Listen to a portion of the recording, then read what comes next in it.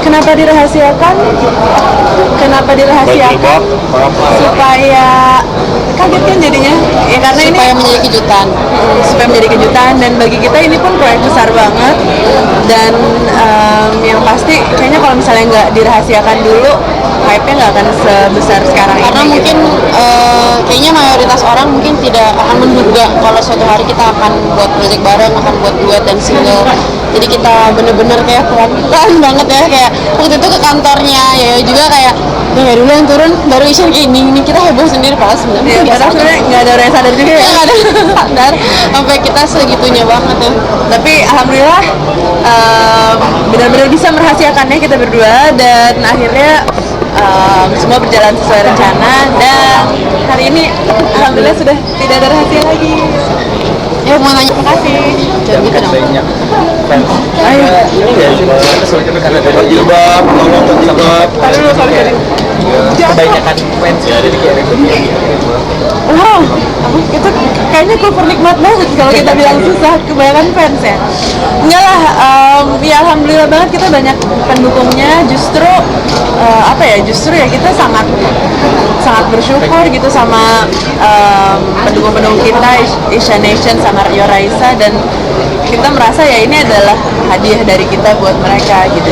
Dan Semoga mereka juga jadi bisa berteman dan menjadi satu.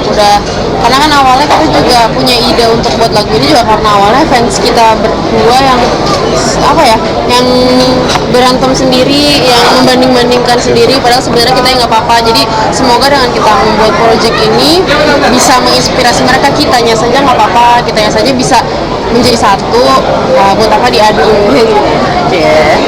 Itu kenapa fansnya juga harus berseteru gitu. Isyana, Raisa, mungkin kalian ini dua sosok wanita yang cantik, smart, total dalam bermusik gitu ya. Seperti apa sih? Gimana mas? Menanggapnya gimana kalian? dengan syukur diaminin aja deh barusan. Iya mas. Ya alhamdulillah, amin. Salting ya? Iya salting. Jadi salting apa sah? Soalnya nggak pernah menanamkan kayak gitu, kayak menanamkan rasa itu di diri aku sih kalau aku sejujurnya. Jadi kayak ya jadi diri sendiri aja. Kalau misalkan masnya bilang seperti itu kita amini dan terima kasih gitu ya kan ya. Iya deh. Iya, aku juga salting. Yang lucu-lucu dong mas. Pokoknya yang pasti tadi sih yang aku bilang ini berkaitan lagi dengan karya yang kita baru aja luncurin, yaitu Anganku Anganmu.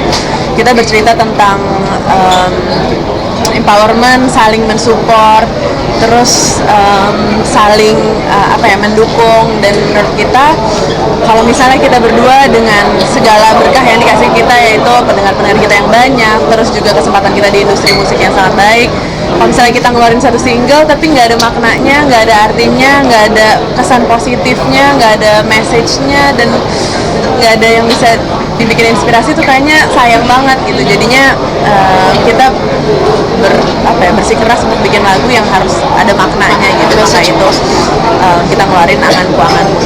Oke, berbicara dengan Anganku Anganmu, mungkin kalau kita berbicara dengan angan-angan 25 tahun ke depan apa sih? 25 tahun mas. Saya 25 tahun saya belum tahu, tapi 26 tahun saya tahu. Apa ya? Nggak tahu apa ya. Nggak tahu. Impian kalian apa sih mungkin untuk ke depan mungkin? Ya nggak mesti 25 tahun lah mungkin. Kalau aku sih pasti dari kecil, dari awal emang udah musik banget ya kan, kamu tahu sendiri ya. Jadi aku benar-benar pengen membuat dan build a music center gitu, yang di dalamnya ada music production, ada music studionya, ada music schoolnya, pokoknya semua yang sistem dan silabusnya pun dari aku sendiri. Itu cita-citaku dari kecil sih. Jadi semoga dalam 25 tahun semoga bisa udah tercapai lah. Cool. Kamu gimana? Kalau aku aku pengen, aku kan sekarang baru mulai nih dengan Juni, dengan label, dengan sebagai promotor dan manajemen. Aku pengennya insya Allah di kedepannya udah makin besar, menjadi sebuah empire, dan udah bisa memproduseri dan manajemen nih banyak lagi talenta-talenta di dunia musik Indonesia terutama.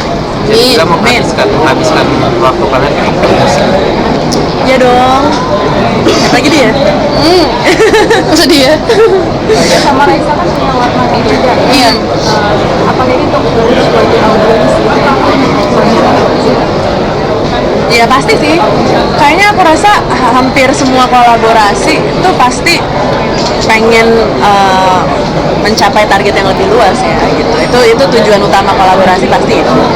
Terus apa ya, kayak tadi yang saya bilang juga, lagu ini tuh emang bener-bener mix antara keduanya gitu, dimana kita masukin sebanyak mungkin Raisa di situ dan sebanyak mungkin Isyana di situ, sehingga jadi karya ya satu Baru, ini yang fresh. banget, yang gak Raisa banget tapi nggak Isyana Yang banget baru juga. lah ya gitu. Jadi ya seru sih.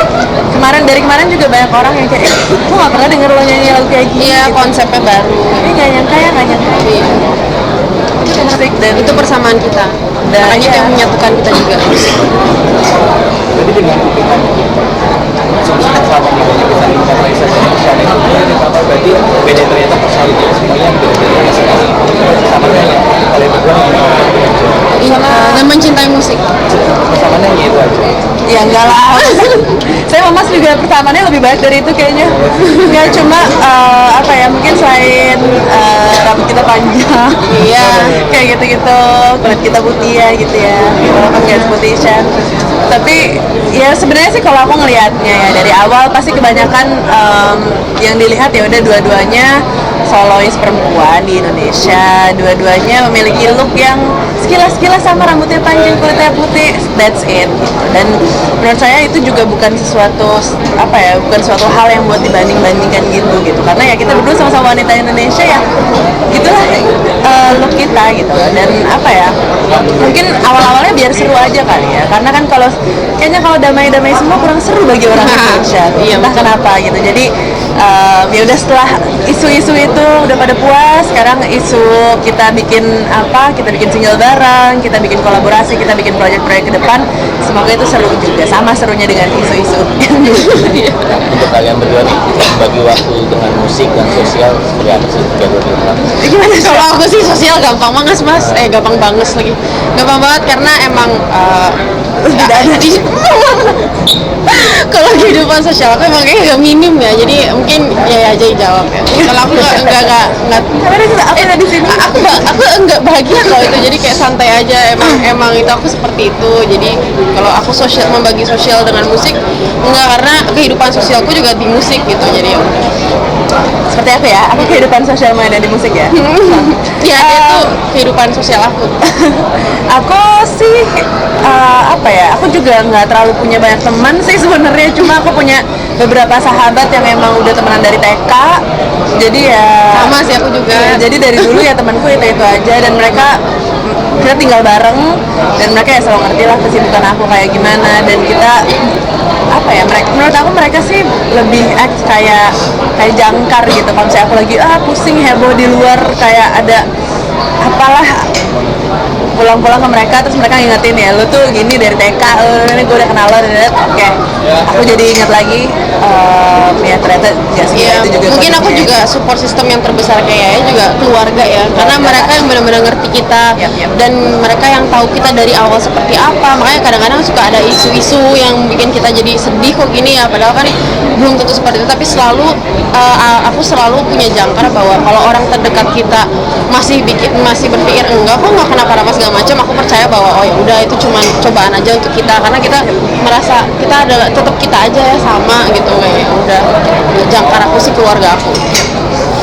Kalau spot favorit kalian